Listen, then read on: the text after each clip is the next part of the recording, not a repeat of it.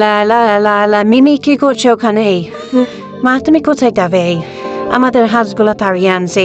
তারা মা আমিও যাবো তোমার সাথে, আমাকে নিয়ে যাও।